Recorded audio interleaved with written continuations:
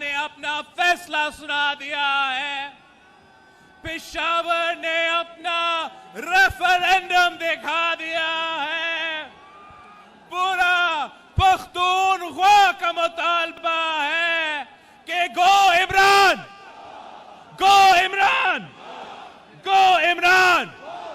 ये धरती, पख्तूनख्वा की धरती बहादुरों की सरजमीन है, गैरतमंदों की सरजमीन है, शहीदों की सरजमीन है, जिन्होंने अपना मुल्क की दफा के लिए, अपना सरहदों की दफा के लिए अपना जान की कुर्बानी दी है। दहशतगर्दी और इंतहा पसंदी का मुकाबला करते हुए शहादत कबूल किया है।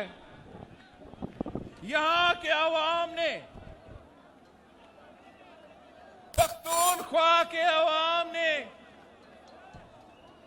आमरीत की नुकसान, जियाउल हक और मुशर्रफ की आमरीत को नुकसान दहशतगर्दी के सूरत में भुगता है। ये आमरीत की लेगेसी है। ये आमरीत की वजह से यहां के अवाम के खून के साथ होली खेला जाता था, और ये जमहूरियत का लेगेसी है। ये जमहूरियत की वजह से है कि अगर आज स्वात में, जनूबी वजीरिस्तान में पाकिस्तान का परचम लहराया जाता है कि ये जमहूरियत की वजह से है, जमहूरी निजाम के नतीजा में है।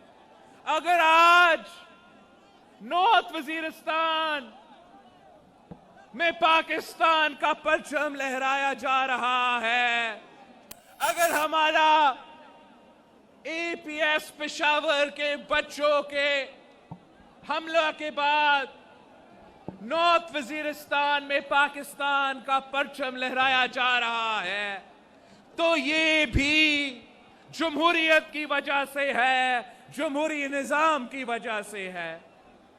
इन सिलेक्टेड में तो ये हिम्मत नहीं था, इन सिलेक्टेड में ये गैरत नहीं था कि वो दहशतगर्दों के खिलाफ आवाज भी उठा सके।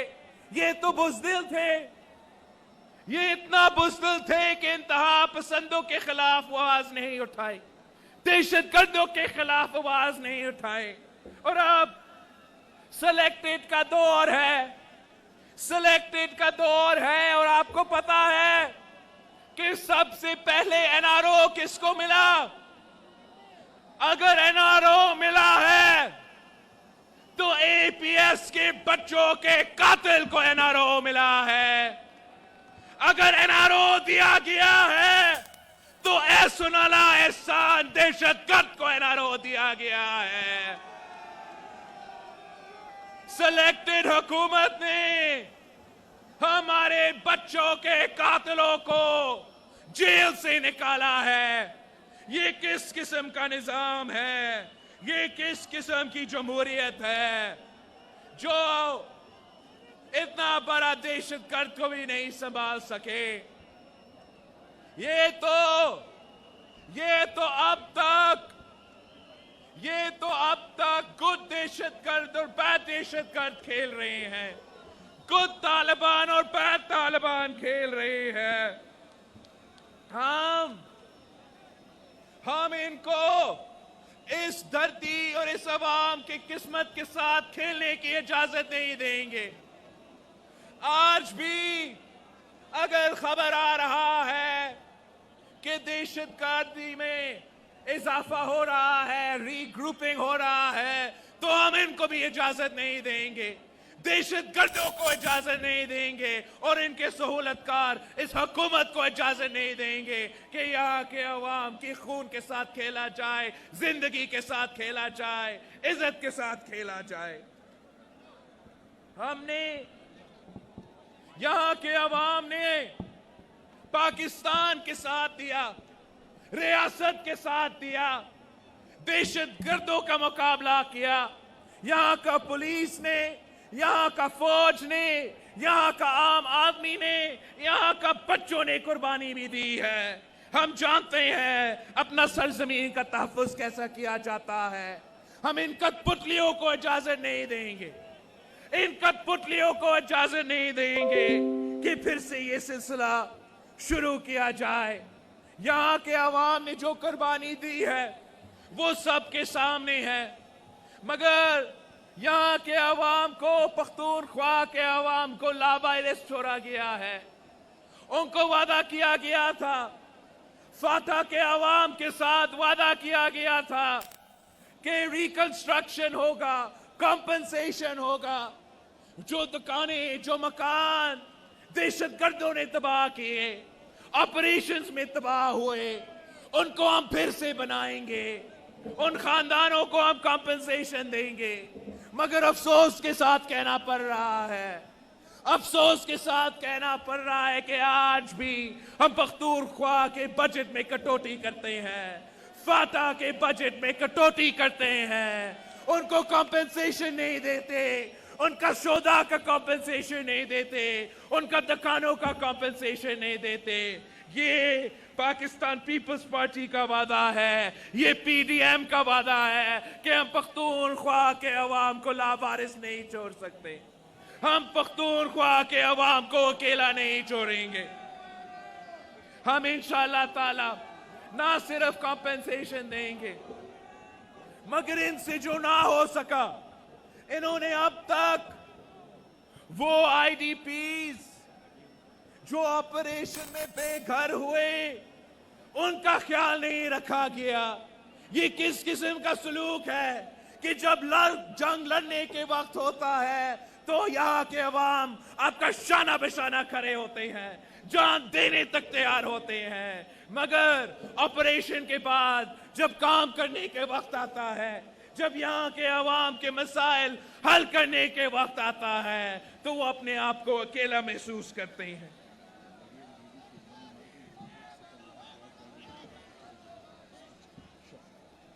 मैं 1 मिनट मरियम शरीफ साहिबा के पास कुछ खबर है वो आपको सुना। यार मैं मरियम बीबी को दावत देती हूं कि वो आके 2 मिनट बात करके फिर बिलावल साहब आपसे बात करेंगे, क्योंकि उनकी नानी मर गई है तो इसलिए हाजिरी लगवाना चाहती है मरियम बीबी।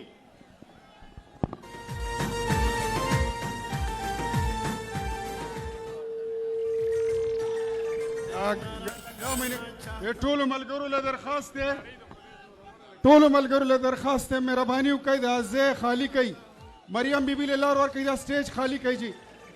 मरियम बीबी राजी जे खाली तुम सर की पनार दे, रंग द जुल्फकार दे, तुम सर की पनार दे, जन्नत भी वसियों में जन्नत बहार दे।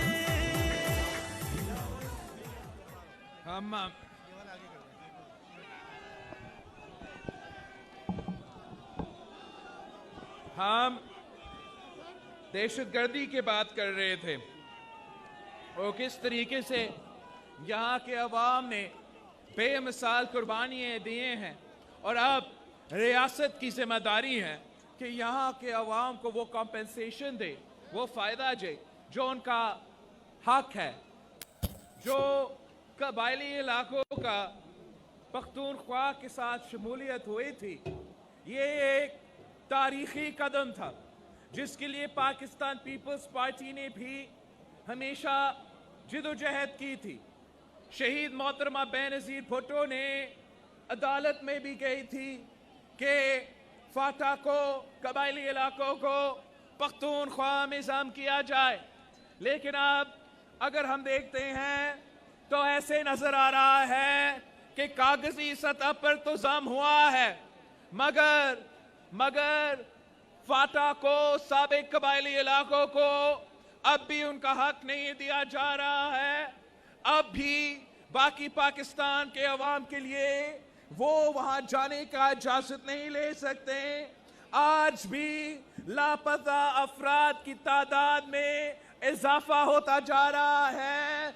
आज भी एक कानूनी ब्लैक होल, एक ये जो आपका इंटर्नमेंट सेंटर्स है उनका सिलसिला चल रहा है।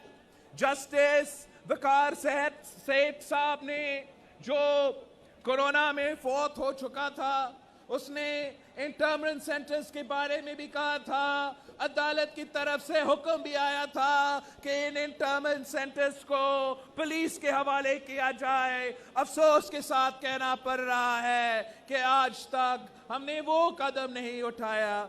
हम जस्टिस वकार सेठ साहब को सलाम पेश करते हैं कि इस मुल्क में इस किस्म के गैरतमंद और बहादुर जजेस भी हैं जिनके कलम से इंसाफ लिखा जाता है, जिनमें हिम्मत है कि वो आमिर के खिलाफ भी सजा दे। हम चीफ जस्टिस वकार सेठ साहब को सलाम पेश करते हैं।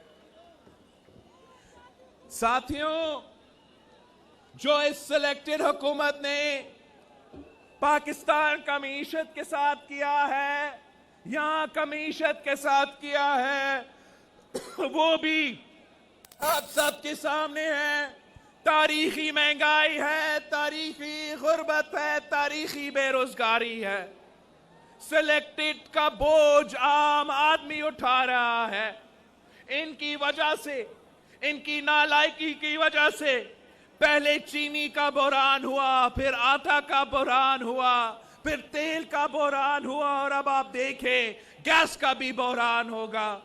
इनका नालायकी का बोझ भी पाकिस्तान के अवाम उठा रहे हैं। अपना बिजली के बिल में, अपना गैस के बिल में, अपना खाने पीने के अशिया का बिल में आप इस नालायक, नाअहल और सिलेक्टेड की हुकूमत का बोझ उठा रहे हैं।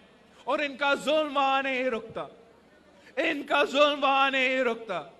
जो NFC अवार्ड है, जो आपका वसाइल पे हक है, जो आप पे पैसा का शेयर है, बाकी सूबों की तरह पख्तूनख्वा का हिस्सा पे भी डाका डाला जा रहा है। पख्तूनख्वा को उनका सही शेयर नहीं दिया जा रहा है।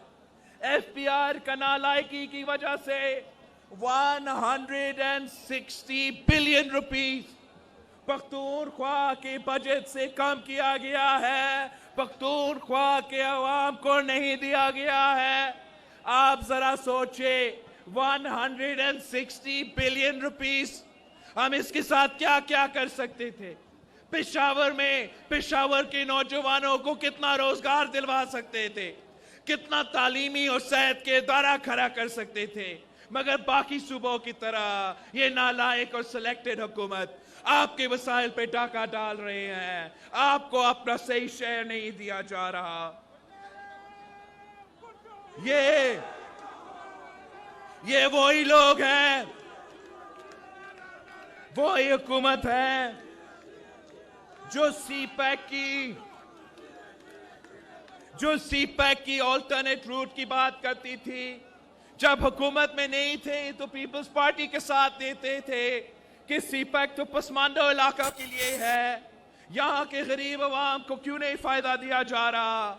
लेकिन जब से वो हुकूमत में आए हैं, सीपैक का जो अल्टरनेटिव रूट है, जो गिलगित से होके चित्रार और धीर तक और चक्कादारा तक पहुंच जाता है, उस पे कोई काम नहीं किया जा रहा है। यहाँ के अवाम को उसका भी फायदा नहीं दिया जा रहा है। आपका जो क्रूड ऑयल का प्रोडक्शन है, वो पूरा पाकिस्तान में सबसे ज्यादा प्रोड्यूस आप करते हो। अगर एक दिन में 90,000 बैरल्स प्रोड्यूस होते हैं तो पख्तूनख्वा उसमें 50,000 बैरल्स प्रोड्यूस करते हैं। मगर फिर भी आपको आपका हक नहीं दिया जाता, आपको अपना रॉयल्टी नहीं दिया जाता।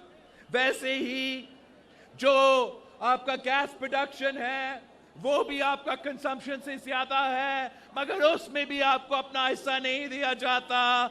हर जगह पे, हर तरफ से यह नालायक हुकूमत आपके हक पे डाका डालता है। ये जालिम हुकूमत आपके जेब पे डाका डाल रहा है। आपको अपना वसाइल नहीं दिया जा रहा, खुद को आपके नुमाइंदे कहलवाते हैं, मगर अगर आपके नुमाइंदे हैं तो आपको आपका गैस की रॉयल्टी क्यों नहीं मिलती, आपका क्रूड ऑयल की रॉयल्टी क्यों नहीं मिलती, आपका हाइडल पावर का रॉयल्टी क्यों नहीं मिलती? वो इसलिए कि ये पख्तूनख्वा के नुमाइंदे नहीं हैं, ये पख्तूनख्वा के अवाम के नुमाइंदे नहीं हैं। ये अगर नुमाइंदे हैं तो अपने सिलेक्टर्स के नुमाइंदे हैं। अवाम को कुछ नहीं दिया जाता, अवाम का कोई मदद नहीं किया जाता। इन्होंने निजकारी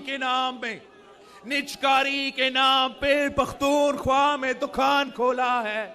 यहाँ के तलीमी इदारे, यहाँ के सेहत के इदारे उन्हें पौने बेच रहे हैं। हम इनको ये इजाजत नहीं देंगे कि यहाँ के अवाम को इन सहूलत से महरूम रखा जाए।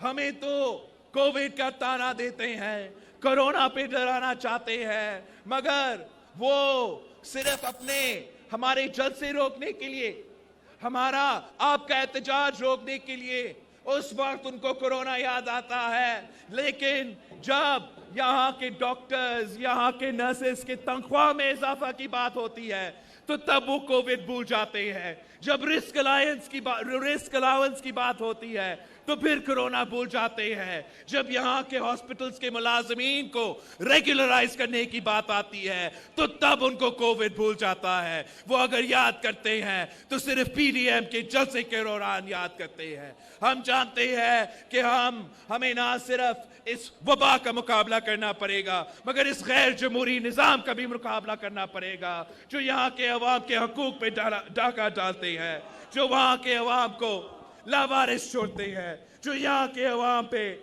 जुल्म करते रहते हैं। इस सब कुछ के साथ साथ अवाम महंगाई की सुनामी में डूब रहे हैं।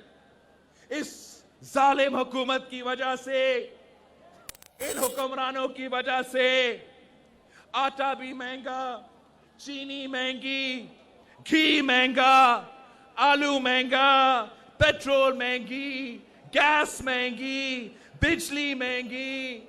गरीब आदमी जाए तो कहां जाए? गरीब आदमी के लिए तो मुर्गी भी दूर की बात हो चुकी है, अब वो अंडा भी खरीद नहीं सकते हैं। पहले से जीना महंगा था, अब दवाइयों की कीमत में इतना इजाफा हो चुका है कि जीना भी महंगा और मरना भी महंगा। ये है इमरान और इमरान के सहूलतकारों का नया पाकिस्तान। ये तो करप्शन के खिलाफ सबसे ज्यादा शोर मचाते थे, ये तो करप्शन के बारे में सबसे ज्यादा चीखते थे, मगर अब सबको लग पता गया है कि ये तो सबसे करप्ट तरीन हुकूमत निकला है। अब तो ट्रांसपेरेंसी इंटरनेशनल भी कह रहा है कि पीटीआई के दौर में, इमरान खान की दौर में करप्शन में इजाफा हुआ है। करप्शन तो हुकूमत करती है, मगर नैब के निशाने पे सिर्फ और सिर्फ ऑपोजिशन होती है। नैब का सियासी इंतकाम हो तो नैब के झूठे केसेस हो तो ऑपोजिशन उनको भुगत रहा है, मगर नैब को नजर नहीं आता कि यहां पेशावर में मुल्क का सबसे महंगा तरीन मेट्रो है, मुल्क से सबसे महंगा तरीन मेट्रो है, जिनके बसेस खुद ब खुद जल जाते हैं, जिनके पैसेंजर्स को बस को धक्का दे के चलाना पड़ता है, मगर ये नैब को नजर नहीं आता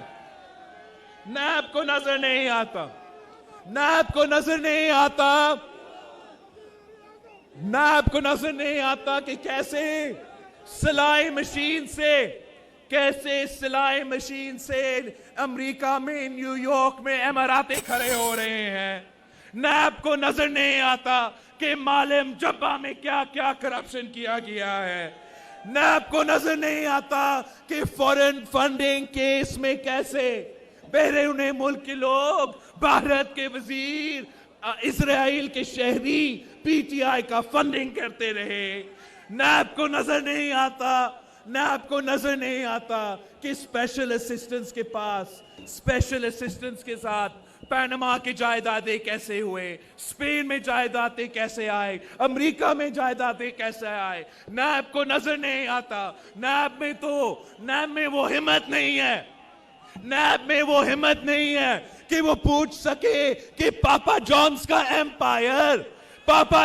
का एम्पायर एक स्पेशल असिस्टेंट ने पूरी दुनिया में कैसा खड़ा कर दिया है।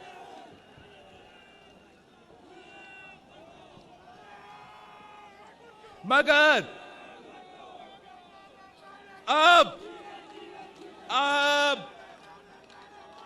अब इनके जाने का वक्त आ गया है। ये जनवरी तक के मेहमान हैं, जनवरी इनका आखिरी महीना है, फिर इन सबको घर जाना पड़ेगा। और अब हिसाब लेने का वक्त आएगा तो आप हिसाब लेंगे, आप हिसाब लेंगे, पख्तूनख्वा के अवाम हिसाब लेंगे। इन कठपुतलियों से आप जरूर हिसाब लेंगे, इन कठपुतलियों से आप जरूर हिसाब लेंगे। मगर इन कठपुतलियों के पीछे जो है उनसे भी आप हिसाब लेंगे। हम नैब से भी हिसाब लेंगे, हम नैब से भी हिसाब लेंगे। नैब का आईओ से लेके चेयरमैन तक हर ऑफिसर नैब में, इन सब से हम पूछेंगे। और जब इनसे पूछा जाता है, जब आईओ से लेके चेयरमैन तक उनसे पूछा जाएगा कि आपके एसेट बियॉन्ड मींस क्या है, फिर पूरा मुल्क को पता चलेगा कि असल में करप्ट कौन है और करप्ट कौन थे। मगर साथियों, हम इस करप्शन का नासूर का खात्मा नहीं कर सकेंगे जब तक हर पाकिस्तानी के लिए एक कानून नहीं होगा, हम सब के लिए एक कानून नहीं होगा, तब तक हम करप्शन का खात्मा नहीं कर सकते। जब तक सियासतदानों के लिए, जजेस के लिए और हाँ जी जनरल्स के लिए एक कानून नहीं होगा, एक अदालत नहीं होगा, तब तक हम करप्शन का खात्मा नहीं कर सकते। जब तक हम गुड करप्ट और बैड करप्ट खेलते ही रहेंगे, तब तक करप्शन का खात्मा नहीं हो सकता। वक्त आने वाला है, वक्त आने वाला है, एहतसाब हम लेंगे। जब हिसाब हम लेंगे, फिर जवाब देने को तुम मगर कहां होंगे। खरोखास से कमतर हो, खरोखास से कमतर हो, रास्ते के कंकर हो, जिसने राह रोकी है वो तुम्हारा आका है। हमने दिल में ठानी है, हमने दिल में ठानी है, राह साफ कर देंगे। तुम तो सिर्फ नौकर हो, तुमको माफ कर देंगे। इनका नौकर का हुकूमत मुसल्लत करना, यहां में अपना नौकर का हुकूमत मुसल्लत करना, पंजाब में अपने नौकरों का हुकूमत मुसल्लत करना, बलूचिस्तान में अपना नौकरों का हुकूमत मुसल्लत करना, वफाक में अपने नौकरों का हुकूमत मुसल्लत करना, और आज जी अब गिलगित बाल्टिस्तान में अपना नौकरों का हुकूमत नाफिज करने में इस मुल्क के साथ क्या क्या किया गया है। अब ना अवाम आजाद है, ना सियासत आजाद है, ना अदालत आजाद है, ना सहाफत आजाद है। जमहूरियत का जनाजा निकाला गया है। इंसानी हकूक तो खत्म ही हो चुके हैं। फॉरेन पॉलिसी में हमारे सबसे पुराना दोस्त भी हमें भूल चुके हैं। मईशत को तो तबाह कर चुके हैं। अब उनको अवाम के फैसले को मानना पड़ेगा। अवाम का राय चलेगा, आपका राय चलेगा, ना पिंडी का राय चलेगा, ना पारा का राय चलेगा। अगर फैसला करेंगे, आप फैसला करेंगे, पाकिस्तान के अवाम फैसला करेंगे, पाकिस्तान के अवाम फैसला करेंगे कि इस मुल्क में हुक्मरानी कौन करेगी। पाकिस्तान की अवाम फैसला करेंगे कि इस मुल्क की मईशत कैसा चलेगी, और पाकिस्तान की अवाम यह फैसला करेंगे कि इस मुल्क की फॉरेन पॉलिसी कैसे चलेगी।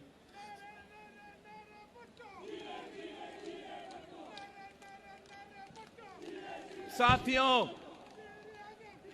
मैंने पूरा गिलगित बल्तिस्तान का दौरा करके आया हूं, चप्पा चप्पा का दौरा करके आया हूं। पीडीएम का मंशूर, पीडीएम का नजरिया गिलगित बल्तिस्तान के पहाड़ों तक लेकर गया था, और जहां के धांधली की वजह से आपको वो सीटें नहीं दिए गए, मगर इनके हथकंडे के बावजूद, इनके धांधली के बावजूद, लेवल प्लेइंग फील्ड ना होने के बावजूद सबसे ज्यादा वोट्स पीडीएम के जमाते को मिले हैं और पीटीआई को शिकस्त मिली। सबसे ज्यादा वोट्स पीडीएम के जमातों ने हासिल किए हैं।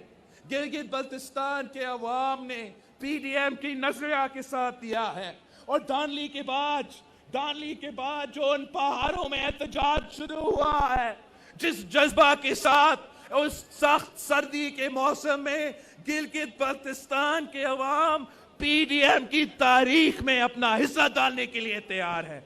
गिलगित बल्तिस्तान के अवाम अब आपका लॉन्ग मार्च में शाना बिशाना खड़े रहेंगे, और गिलगित बल्तिस्तान से एक नारा उठ रहा है, गिलगित बल्तिस्तान से एक नारा उठ रहा है कि वोट पे डाका नामंजूर, वोट पे डाका, मेरा वोट पे डाका, तेरे वोट पे डाका, वोट पे डाका, वोट पे डाका, वोट पे डाका। पाकिस्तान जिंदाबाद।